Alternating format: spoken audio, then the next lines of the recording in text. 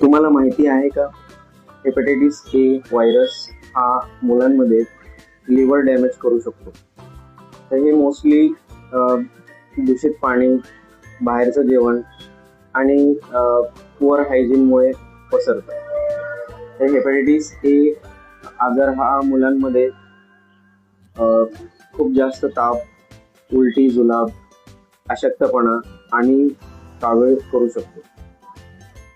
हा आजार इतका जास्त वाढू शकतो की मुलांना ऍडमिट करण्याची गरज लागू शकते. पण चांगली बातमी अशी आहे की त्याच्यासाठी वॅक्सिन अवेलेबल आहे आणि आजाराला टाळण्यासाठी हे वॅक्सिन देऊ शकतो. तर या वॅक्सिनमुळे इम्युनिटी वाढते आणि फ्युचर लिव्हर कॉम्प्लिकेशन्स पासून संरक्षण मिळतं.